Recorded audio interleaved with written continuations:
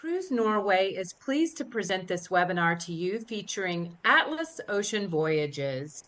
And here to introduce Atlas to you is our Senior Vice President and General Manager of Cruise Norway, Gordon Durker. Gordon, welcome.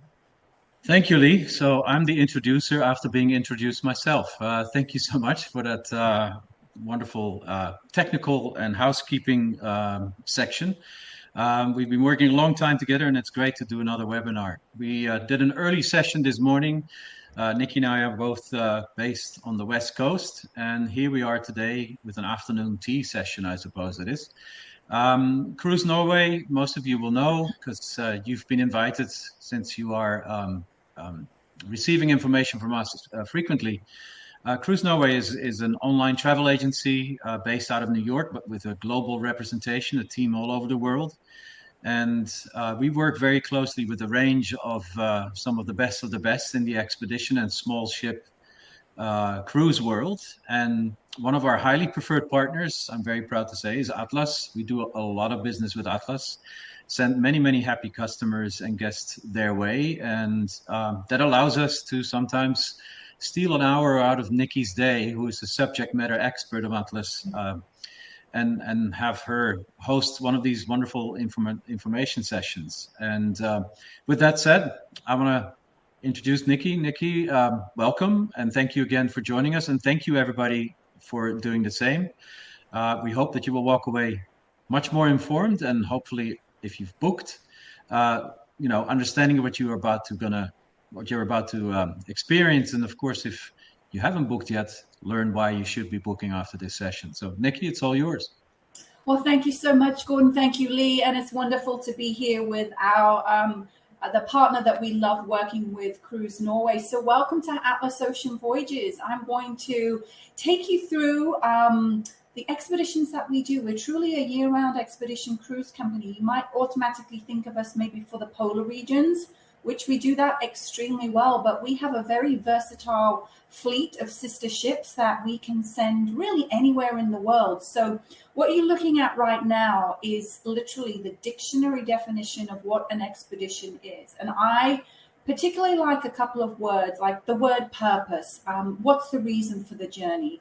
And truly, we believe in exploration, we believe in discovery. But as I start to talk to you about the way we do our expeditions, there's going to be some things that really stand out, some points of what we really stand on. And we're true believers in allowing our guests to have those very authentic experiences, those memories of a lifetime, and in a better terminology.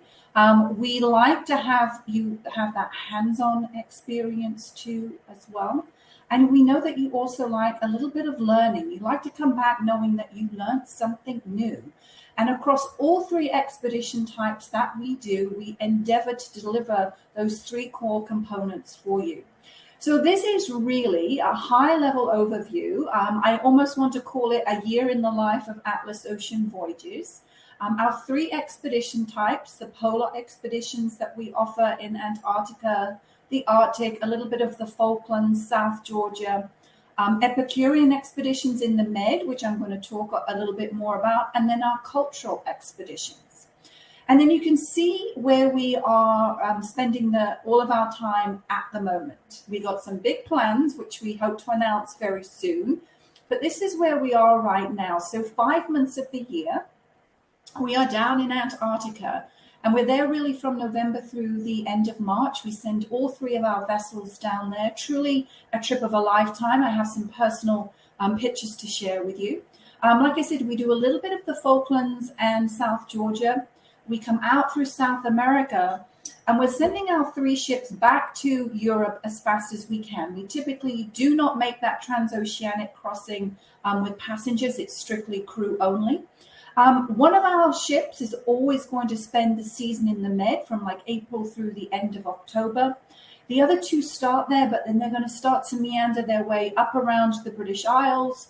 They're heading around Scotland, up the coast of Scandinavia, heading towards the Arctic, where we are there really from about June through early September. And then we start to reverse and come back down around. Now you see the Caribbean on there. We are in the Caribbean next year, I think, for one sailing. It's very unusual for us to be there. And I think we're there twice in 2027. However, if you haven't experienced one of the Atlas Ocean Voyages yachts, I'm going to tell you that sailing in the Caribbean with us is completely different from sailing on one of those much larger cruise ships that hold passenger numbers in the thousands. We max at about 188 people, so keep that in mind.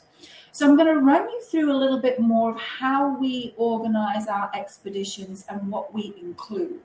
And we're fortunate that we have 3 sister yachts: World Navigator, World Traveler, World Voyager. If you've sailed with us before and you love the size of the ship, the layout of the ship, like I said, these are sisters. If you know one, you know them all. So do keep that in mind. They are all built to be polar class and ice class rated. But then, like I said, we can send them to different areas of the world. They're under 10,000 gross tons. And why do I tell you such a sort of a fact like that? 10,000 gross tons, just under, allows us to get into places and ports that some of the big ships are no longer allowed into. I always like to talk about my home country. You hear my British accent. If you've perhaps sailed into the UK before, you went to Southampton, I'm assuming. If you come into the UK with Atlas Ocean Voyages, we actually come all the way up the River Thames. We dock alongside HMS Belfast in the heart of the City of London. We truly believe London to be one of our iconic cities, so we're going to overnight there. And whether you are ending your journey in London or you start your journey in London, when we leave London, we leave by going out through Tower Bridge, and they raise that for us. I'm British. I think that's a pretty special moment. That's like a movie type moment. I told Gordon earlier, I will practice my royal wave when I actually get to experience that myself. So I hope I kind of starting to give you an idea of what we can do with these 3 yachts. The same in Venice. We do not need to go to any of these remote ports that are about an hour to an hour and a half away from Venice proper. We're coming into Venice. Again, we would overnight there. The same when we come to Seville. We're not leaving your guests at the coast. We can come all the way up the river, dock in the heart of the city of Seville. We can still fit through the Corinth Canal. And as I said to you earlier, we are polar and ice class rated. So we get to go to some amazing destinations, Antarctica and the Arctic. I am going to let you have a look at that. I don't like reading all those bullet points, but remember earlier I said to you that we always try to be authentic and we provide those very unique experiences. Every sailing with Atlas Ocean Voyages always includes some sort of immersive experience, whether it's on board or ashore. I was just in Greenland, and I had a very sort of Inuit style experience in Nuuk, the capital of Greenland. We got to taste several items of food unique to that area, including musk ox. And there was a lot of, obviously, fish, as you will probably understand. We had a cultural experience from 2 Inuit people. So we had a little bit of an understanding of the Greenlandic culture. And we also had a dance performance, which was very, very, very interesting. And it really depends where we are as to what we might do. One of my favorite experiences that I think we do in Europe is we close the Celsus Library when we're in Ephesus. And we have a private event in the evening with food and wine. We've had classical music. We've done whiskey tasting when we're in Scotland. And we've also taught people how, I call it the Highland Fling. It would be a very traditional Scottish dance. And I'm going to tell you something, the more whiskey you taste, the better you become at that Scottish Highland Fling. So we're always trying to do those immersive experiences that give you sort of that memory of a lifetime. So you've probably looked at my slide now. You see that obviously we're including all the food, we're including all the alcohol too as well. Gratuities are included. 24-hour room service, that includes alcohol. And if you sail with us and you actually take one of our suites when you sail with Atlas Ocean Voyages, that comes with complimentary butler service too as well. So we really are very fortunate to have these 3 unique yachts that we can send to these wonderful places. We have an intimate atmosphere on board with fellow travelers. So in the Mediterranean, I mentioned why we are so fortunate to have a ship under 10,000 gross tons. So when we're in the Med, we are very much immersing you in the great food that you have, the wine, the regionality of the grape within the countries that you travel to. So we're always going to bring on a guest vintner that we're going to do wine tasting. We're going to learn about the grape varietal. We also have a guest chef on board. So that guest chef is going to be doing cooking demonstrations. We do a wonderful event where it's very passionate, where our guest chef goes head to head with small groups of our guests. You've all got the same ingredients. You've got a set amount of time. Everyone is going to come up with a different dish, right? And then we allow the rest of the guests to sort of taste and decide who was the best, who did they think won, who had the most flavor. It's a very passionate event that we do. If you see Academia Barilla on there, if you're familiar with Barilla pastas and sauces, we've had their executive chef on board with us too, obviously very, very pasta base, showing off his talents. We have a wonderful taste and tradition expert, Mara. And Mara loves nothing more than to take our guests off to a local market. We walk around, we smell, we taste, we experience. And then Mara's going to buy some ingredients. We're going to come back on board and we're going to make some sort of wonderful dish that's really very native to the region that we're in. We believe in sense of place. So everything that we do sort of revolves around the sense of place. Now, I mentioned Mediterranean. We constantly move in the Mediterranean. So perhaps you sailed in the Med before and you did maybe a round trip Athens sailing, or you went in and out of Barcelona. Do we use those ports? Absolutely, yes, we do. But we have a combination of those marquee ports and some sort of smaller boutique ports. And we constantly move. So we're not going back to one particular port, because we start where we end where we start, and we just keep moving. So if you like the idea of back-to-back sailings, then that's probably something we're really going to be very good. We know our guest profile so well that we also know that as an experienced traveler, you really like the fact that we do overnights in many of our Mediterranean destinations, and we do a lot of late night departures. You know, Gordon's been a traveler of the Mediterranean. He might have a wonderful restaurant recommendation for you somewhere. And so rather than you having to look at your watch and be back on board by 6 o'clock, you're going to be able to enjoy that leisurely dinner. You're going to be able to have the sunset, enjoy your favorite cocktail, glass of wine, and then come back on board to your wonderful staterooms and suites. So I think in the Mediterranean, we are very much in the sense of place. And we are going to some small ports. I happened to be in the Mediterranean last year. It was a Spanish port just right outside of Barcelona. And most of us would have wanted to pronounce it as Pensacola. It was actually pronounced Península. And we were one of 4 vessels coming in the entire season. And we were the first one in. It was a very Spanish port that we were in. It was wonderful to be able to see. I think we were there at the weekend. The Spanish folks were out enjoying, eating in the restaurants, having their glass of sangria. So wonderful experiences in those smaller ports. And then our cultural experiences, and this really very much depends where you are as to what you might have in terms of enrichment or programming that we have on board.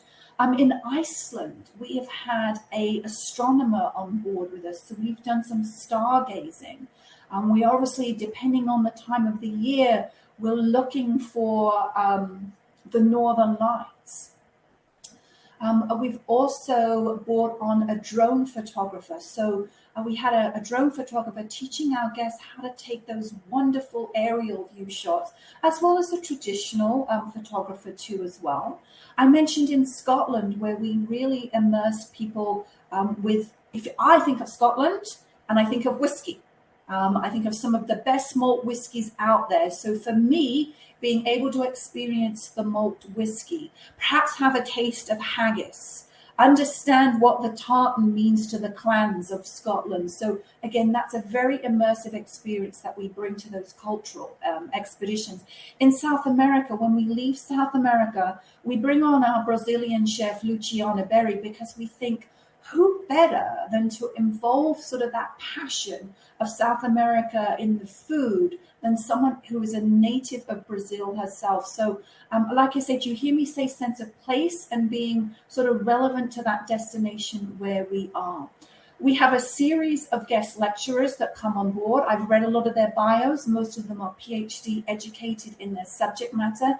And then we have, some step-on guests. I learned recently, and I shared this earlier, that Iceland, not known for being an inexpensive destination to visit, but they harness that geothermal energy to heat their homes and their hot water.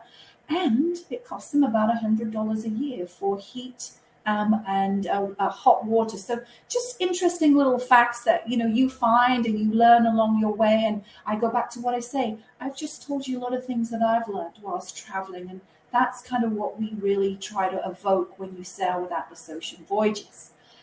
But the polar regions, oh my gosh, what a passion. I am a little bit obsessed with the polar regions. I think I've spent too much time with Mario, our owner. He is very much obsessed with polar destinations. And depending on what you do with us and where you sail, you saw that long list that we always include. But then let me tell you what else we're going to include. So 5 months of the year, we're in Antarctica. We're going to start you off with a pre-night hotel in Buenos Aires. We charter a 737 to take you down to Ushuaia. That is where we start and where we operate most of our sailings from. Minimum amount of nights is 9. 11 is very popular. If you start to see us doing 14, 16, 18, it's probably going to be now including the Falklands or South Georgia. You see everyone wearing those lovely green polar jackets. That's your ultimate souvenir. You get to take that home with you. The knee boots you borrow with us. I did notice, I was in Greenland last month, I did notice that we must be running out of our supply of the green jackets because we've started to switch to a navy blue jacket. So, you won't be visible from space when you're wearing the blue jacket, but you will be with the fluorescent green. All of our expedition team, we've got about 16 members of an expedition team when we're in Antarctica. Everyone from ornithologists, historians, and we have someone who's there to take those professional photography for you. Zoologists, so again, that knowledge base, that element of learning. We are using the Zodiacs, as you see, to make those polar landings. If we can't make a landing, we're going out doing those sightseeing safaris. A lot of you might have watched YouTube and you've got some concerns about the Drake Passage. Now, we have 3 versions of the Drake Passage, right? You pray for the Drake Lake, you might get the Drake Shake, and you hope you don't get the Drake Quake. But let me tell you, you forget all about that experience when you wake up in Antarctica and you start that first morning, or maybe it's the afternoon taking your expedition.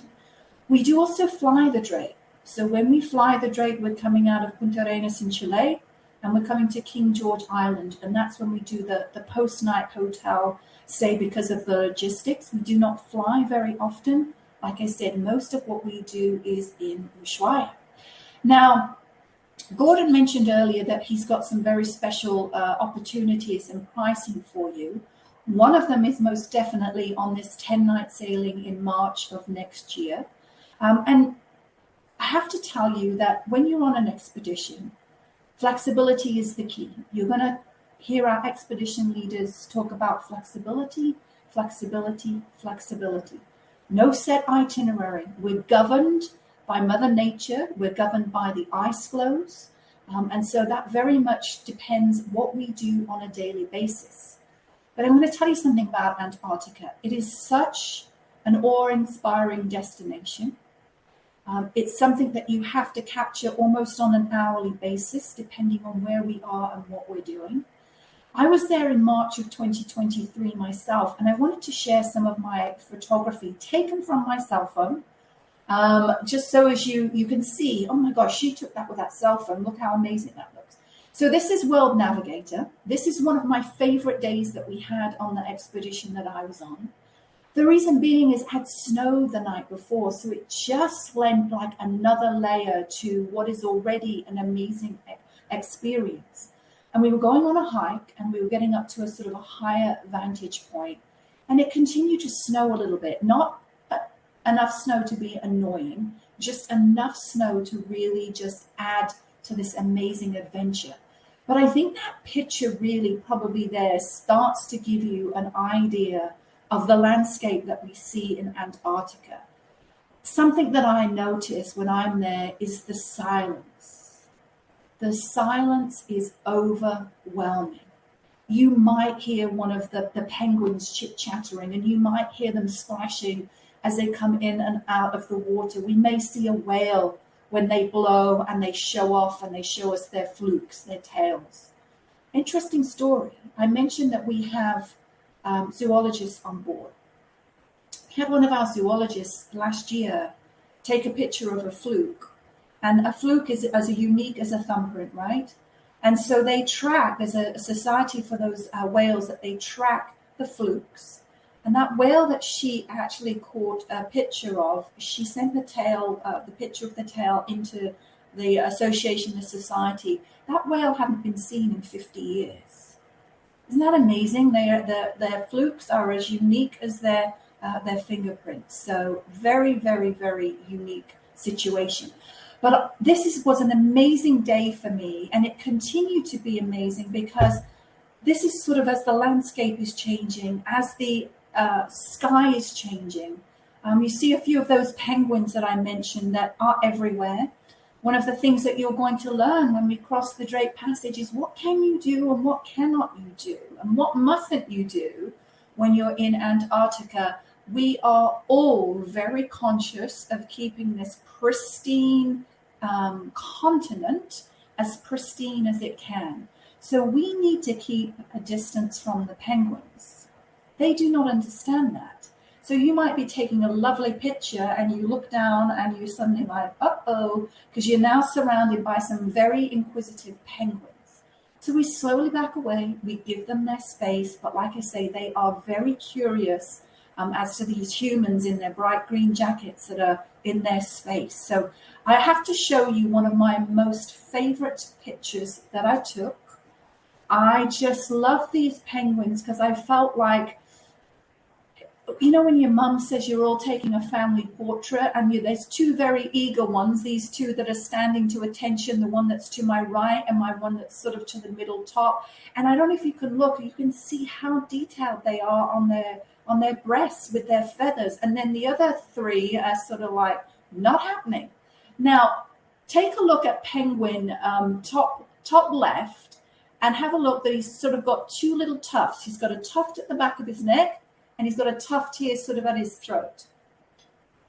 In March time, around February, March time, these young penguins start to lose their downy feathers. They actually call it a catastrophic molt, but they don't really molt, like they don't wake up one day and everything's gone. So for me, they were quite funny. They looked like they had mohawks. As you can see, this one's got sort of a little bit either side of front and center. They have it down their back. They look like they were wearing feather boas. Very, very funny for me to see. Wonderful experience. People always say, what's the best time to go to Antarctica? I don't know that I'd say there is a best time. You tell me I'm going to Antarctica, I'm happy to go. Why is that? Because depending on the seasonality of when we're there, we see those eggs hatching, we see those baby penguins, we see them lose their feathers, and by the end of the season, they need to be adept at swimming, they need to be adept at fishing, they need to fend for themselves, because they are going to enter that long, dark winter. The same with the seals, the same with the whales. day by day, truly a unique experience for sure. And then look at this. This was my last day in Antarctica. Stunning picture. We had fabulous weather in Antarctica when I was there. I mentioned my snow day, which I loved, but most of the rest of the time we had sort of these blue sky days, and just, again, capturing that picture, absolutely amazing. So if Antarctica is on your bucket list, if it is last continent, I'm going to tell you right now, Cruise Norway have got some great opportunities for you to get there this upcoming season. Now, what else can you do in Antarctica? Well, this is how we camp on Antarctica. And for want of a better term here, I'm going to say that that gentleman that's front and center is digging his own grave, literally. We're going to make an ice cave, so to speak. We have some pretty good thick mattress pads that we're going to put down. You have a polar rated sleeping bag. You've also got your thermals on, your jacket. It's just you, the stars, the penguins, the sound of the ocean, and you are camping on Antarctica. If you only go once, you must do the camping. It is an additional cost. It's $750 per person. Well worth it. By about 5 o'clock in the morning, when we come to pick you back up, you are all very happy to see us. But you're all a little tired. You might be a little cold. You want a hot shower. But by lunchtime, you're back out. You're sharing pictures. You're regaling the rest of the ship with your amazing adventure that you had while you're camping. So if you have the opportunity, I strongly encourage. And then we also offer kayaking. Kayaking is $250 per person. We are going to take you out with one of our expedition team. We do like to take people that have kayaked before. Our expedition team leader is probably going to say in a very polite way, if you've never done kayaking before, then Antarctica is probably not the place to learn. So if you're thinking about Antarctica and you're thinking about kayaking, brush up on your kayaking skills before you get there. And we're not going to say no, but just keep in mind that it's a different destination to go kayaking for your first time. Let's just put it that way. And so I'm gonna move you on to the Arctic. I was fortunate to just be in Greenland last month. So we are both on the Greenland side of the Arctic and the Norwegian side of the Arctic. Again, 2026. If you're going to the Norwegian Arctic with us, we are going to include a pre-night hotel in Oslo. We fly a charter flight from Oslo to Longyearbyen, which is where we start those sailings around Svalbard. If you want to see a polar bear, I think your chances of seeing a polar bear will be better in Norway. I will explain why in a second. And then we will be doing Arctic Canada, more so in 2027, one sailing in 2026. And then when we go to Greenland, we either go from Greenland to Iceland, vice versa, and we fly that charter flight into Kangerlussuaq on Greenland out of New York. It's about a 4 hour, 20-minute flight. Again, we would include a pre-night hotel for you at JFK Airport. So let me talk about that polar bear, and why did I tell you that I think you've opportunities to see them in Norway are greater. In Greenland, the polar bears are hunted by the Inuit people. And as my expedition leader told me, a hunted animal acts differently from an animal that is able to roam freely. So I did not see any polar bears. So now I'm going to have to go to either the Norwegian Arctic or maybe the Canadian Arctic to see my polar bears. So do keep that in mind. This was one of the first stops we made on our sailing out of Greenland. It is a settlement. It's maybe had about 100, 150 people. Very much a cultural experience. We met the local Inuit people. They did a very nice performance for us in their local community hall. We had an experience of a seal fleshing, and it's almost the best way I can explain that to you is they give thanks for the sacrifice of the seal that's now going to feed some of the village. So it was sort of it's quite an emotional ceremony that they perform. Obviously, I mentioned that they are allowed to hunt the polar bears. Again, that is purely for food, for them to sustain their lifestyle. So do keep that in mind when you're here. But it was a wonderful experience. We were there for the afternoon. And then if you wonder about the color of the houses, many years ago, I'm going back hundreds of years, the relevance of the color of the house really sort of indicated what was the trade of that person? What did they do? Were you looking for someone that could help you like medically? Or were you looking for someone that was more of a carpenter? And the color of the houses really reflected what that tradesperson did. So like I say, settlements that we do visit, you're not really going to have much to be able to buy there. So no souvenirs. If you're looking for a souvenir, then you have to wait till you get to Nuuk, the capital. But again, this is some of my pictures taken from my cell phone. This is on World Traveler. Again, I am very fortunate with my weather. I probably just jinxed myself, but I'm normally very fortunate with my weather when I go on these expeditions. So again, we had these amazing sunny days. We did a lot of hikes here. I mentioned that we didn't see any polar bears. We did not see a lot of any really animals more than just the birds. But what I appreciated was the hiking was absolutely stunning. We would always go up a little bit higher, so we would have these wonderful views. If you've been with us in Antarctica before and you've gotten to know the expedition team, they are kind of, universal. They stick with us. A lot of my expedition team when I was in Antarctica was on board with me in the Arctic. One thing you're not going to notice that's different, they're carrying guns. They've got two types of guns with them, rifles, which is more of a scare tactic should we come across a polar bear. They also have a pistol. However, I'm assured by our expedition leader that no one has shot a polar bear in almost 40 years. So again, a little bit of protocol. I told you we will teach you, what you can and cannot do in Antarctica. When we're in the Arctic, we are going to tell you what are we going to do if we do happen to encounter a polar bear. So you'll know all of that before you even step foot on your first expedition outing. And again, just wonderful, stunning scenery, beautiful weather, and a lot of glaciers. We also visited what I would call a graveyard for icebergs. I saw some of the bluest icebergs I've ever seen in my life. We were able to go out on a Zodiac safari this day and get very close. We saw the glacier carving. Same here. We ran out. We can't go any further. You see the glacier has moved all the way down. Oops, down the mountains. What happened to my screen? Oops. Oh, there it is. It just jumped on me. Let me go back to where I was.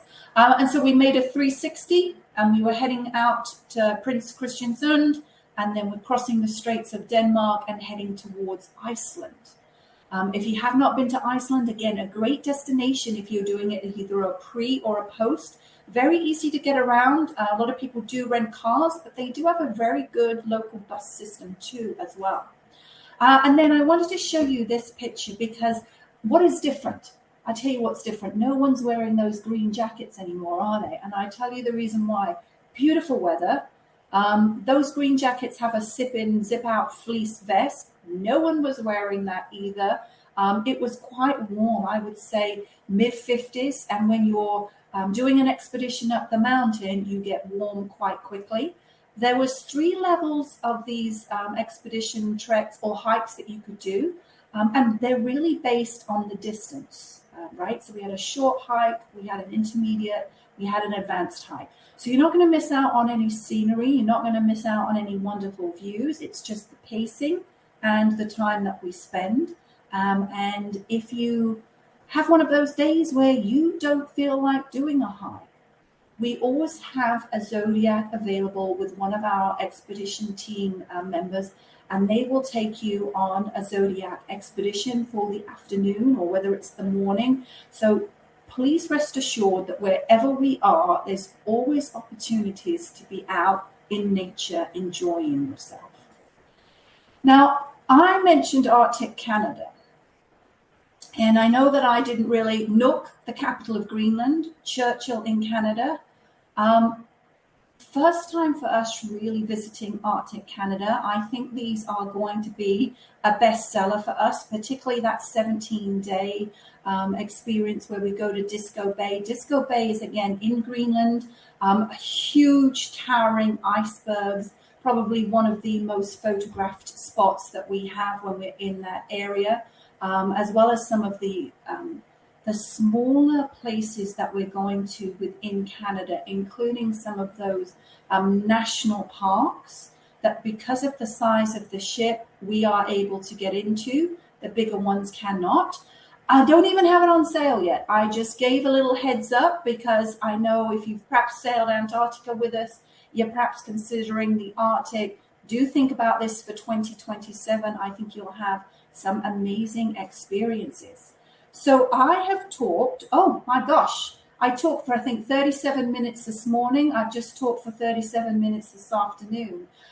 So I'm going to open it up for questions if we have any. Well, thank you so much. That was such a fantastic presentation, Nikki. And I want to invite our audience members to send in questions now. I see several of in the audience raised your hands, but if you will open up the Q&A box and type your question in to the Q&A area, it's right below the slides. We will be able to read your questions and get some answers. So, Nikki, let me start with this question for you. Can you tell us a little bit about whether you would say the ships are family friendly? Well, good question. I do think we're family friendly, but keeping in mind that we do have a couple of caveats as regarding age of children that we allow on board. So in the polar regions, they have to be at least 8. And any other destination, they can come on at 12 months. But keeping in mind, we do not have any kids club. There's no kids facilities as such. I have personally been in the in Antarctica, and I probably had a dozen children on board with me, but I would say the youngest was 10. Average was somewhere around 14, 15 years of age. Very well behaved children, very well traveled children. They sort of kept themselves together, but they were, like I say, they were actually a lot of fun to be around. And then also the size of our staterooms and suites. Most of our staterooms and suites are going to take a maximum of 2 people. The most we would accommodate is 3. All right, perfect. Thank you. We have a question about the difference between the 3 ships. Are you able to give us a little bit of a comparison? There is no difference. They are sisters. They are all built the same way. They're all laid out the same way. They all are the same gross tonnage. They all have the same maximum passenger count. So for us, the maximum we could hold is 200. We never get to that maximum count because we've either got expedition team members on with us, or we've got some of our guest chefs or guest vintners. The only thing that changes across those 3 yachts is the interior color scheme. So Navigator is very neutral. The Traveler we refer to as La Dolce Vita. She's sort of more blue. She's a little bit more nautical. And then Voyager reminds me a lot of Scandinavia. She's got those lighter tone woods. She's got splashes of orange in the carpet. So they are sisters. If you've been on one, you will be right at home at the other 2 because you'll just walk on and say, oh, here I am again. Welcome home. And that's exactly what we'll say when you get on board. Welcome home. Excellent. Thank you. We have someone listening in who perked up when you mentioned a Canadian Arctic trip. Was that in 2026? It's in 2027. In fact, I need to send Gordon the itinerary that we plan to do for those 4 sailings that I mentioned. We should launch Arctic 2027. I believe we're targeting 8th of October. So what's that, about 3 weeks from now? But we do have the itineraries already planned. So Gordon can give you more details on that. And 8th of October would really be the first time we can make a reservation for you. All right, perfect. And while we are talking about schedules, there was another question, the abbreviation WNA in the 2027 schedule. I think there must have been a slide. We wondered what that meant. Yes. So I'm so sorry. I typed that very fast yesterday. So we give all three of our vessels a little abbreviation. So WNA stands for World Navigator. If you saw WTR, World Traveler. If you saw WVO, World Voyager. Now you know our All code. right, good. Now we're insiders. That's excellent. There you go. Okay. As far as getting ashore, are you going ashore in tenders or zodiacs? Depends where you are. So when we're in the polar regions, we're using those zodiacs to get you ashore. When we're in the Mediterranean, if we're not docked in port, then we would use the lifeboats to tender you to shore. Okay, perfect. So I want to put out a last call for questions. I've got just a few more, and if we don't have any others, I'll wrap it up after I get through these next few questions. So if anyone does have an unanswered question, please send that in now. We have someone interested in Svalbard. And so what would your recommendation be for itineraries that would take in Svalbard? Okay, so I think you might have heard me say earlier that when you do an expedition, whether it's the Arctic or Antarctica, we do not set an itinerary per se. We are going to say captain's choice for the daily itinerary. And why are we going to say that? Because everything depends on safety, and it depends on weather, and it depends on ice conditions. So I will sort of explain how we prep. Let me tell you how we prep our guests when we're going to make a landing. So our expedition leader, today is Thursday. So we are going to have around 5-6 o'clock in the evening, we will have a briefing by the expedition leader and the team in our auditorium. If you don't want to go to the auditorium to listen to the briefing, you can also watch it in the comfort of your stateroom or your suite, and you'll be able to follow along. Our expedition leader is going to sort of tell us what they hope to do that day, meaning Friday. So he's going to say, I'm going to divide everyone into groups. So I should back up a second. Let me back up.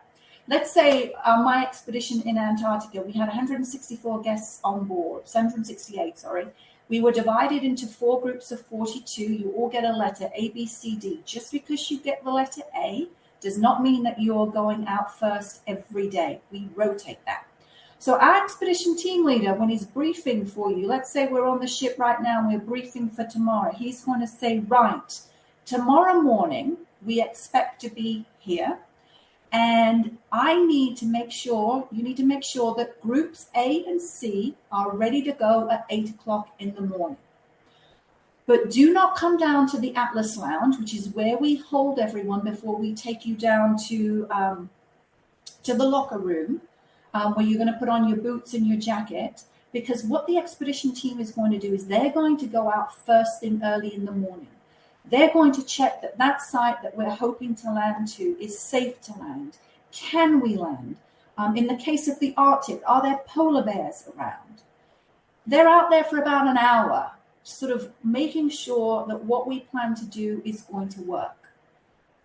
If they give us the okay, that this today is going to work the way we thought it's going to work, and we will start to take the guests off. We will complete that in the morning. We bring everyone back on for lunch. We're on lunch for about an hour and 3/4, I would say. During that time, Captain, with the expedition leader, is going to navigate us to a second spot in the afternoon where we're going to do the whole procedure again. But if you were listening to me, I said A and C went off first in the morning. Well, that doesn't mean that A and C are going to go off first in the morning. B and D will go first in the afternoon. So we'll get everyone off again in the afternoon. We bring you back on. Friday night, we do a briefing, and we keep continuing that way. There's going to be no set itinerary on an expedition. We're governed by Mother Nature, and we're governed by safety. That was a long explanation. Hope it made sense. Thank you. Appreciate that. Gordon, I saw that you just unmuted. Was there anything you wanted to insert right now before we Yeah, move no, no, on no. to I other mean, questions? I think we're learning a lot, and I really appreciate Nikki going into all these wonderful details because that's, the beauty of these expedition voyages, that everything is kind of like you're on. If you've ever been in a safari in Africa, this is like a safari on the ocean where, if you see a polar bear, the ship will stop and everybody comes outside with their binoculars and with their cameras to enjoy that moment. And the same in Antarctica when you see, a bunch of humpbacks doing their acrobatics. Of course, the ship will stop and everybody gets to enjoy, I guess, the elephants of the sea, if you want to call them. It's quite an extraordinary thing. So, but back to the question, the programs that we sell on behalf of Atlas, the itineraries are suggested for the most part, and that's the key thing. But of course, they'll try to stick to the advertised itinerary as much as possible, and but you just need to be flexible, and that's kind of the fun part of the exploring or expedition cruise concept. You're on a small ship, sharing those thrills together with a bunch of people that are like-minded, and everybody is constantly walking around with goosebumps because what you see, what you do is unique, and that's why expedition cruising is so much fun and well worth it. So, but what I wanted to highlight is the time to book is on the slide here. I know we still have a few questions, but I wanted to make sure that people understand that Cruise Norway acts as an agent and works very closely with Atlas. I would argue that we're probably one of your biggest partners here in the United States. And we have some exceptional fares still, even for the season that's around the corner, that starts literally in the next weeks almost. And we're also very excited to announce that Atlas are very, very, very single traveler friendly. So we have single waivers in place for quite a few sailings that depart in the 25 season. And we also have buy one, get one free offers on quite a few of the sailings, subject to availability, of course. But our team are ready to take those bookings. And you can literally, with all the exclusions, if you look at the value proposition here, you're on a 4 or 5 star ship going places where Amundsen and Shackleton used to walk around, and we're basically moon travelers because that's how it was in those days. You're in a luxury environment with the experts on board, and you can do some of these voyages for less than $7,000 per person, which is an incredible value. And those offers are exclusive to Cruise Norway. And yeah, we very much look forward to hearing from you and plan these not once in a lifetime. They should be happening multiple times in your lifetime, but these adventures for you. So anyway, back to the final questions because I know the clock is ticking, but I wanted to get a little plug in there. I'm glad you did because you answered one of my questions was about traveling solo travelers and pricing. So thank you for answering that.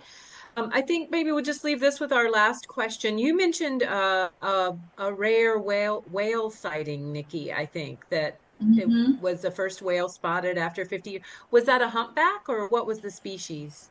So we were there in March.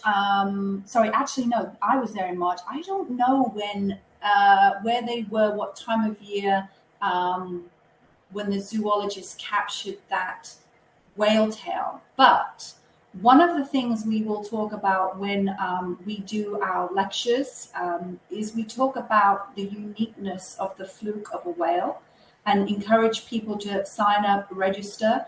The same, if you've ever been in Hawaii, you may have also heard a similar story when you were in Hawaii that it's such a unique, like I say, as unique as a thumbprint is for us as humans.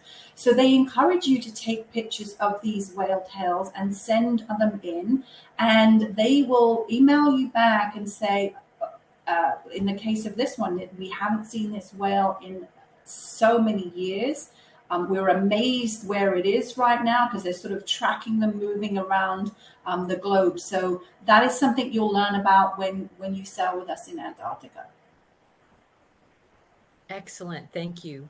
Well, I will stop there. This has been so informative. And if you came in late, I just wanted to mention that we are going to put the replay up on the Cruise Norway YouTube channel. So you will have access to that in the day to come. So, Gordon, what else would you like to share as we're closing? So I think I highlighted some of the benefits as to why you want to book Atlas with Cruise Norway. We have this extraordinary relationship and many, many, many happy guests to, that we know that the quality that Atlas deliver is way up there, and we exist to produce dreams, to create dreams, and our team are at your disposal to facilitate these requests. I want to thank Nikki for joining us. I mean, we did this early this morning for the East Coast, and now we're on the West Coast. And perhaps for those that eat dinner a little bit late on the East Coast, who knows? I appreciate everybody joining us. It's always nice to see a nice audience and a group willing to learn about this exciting way of traveling. Because going on these vessels, exploring the world, yeah, after you've done this once, it's going to be very difficult to return to those multi-thousand passenger vessels. It's just not the same.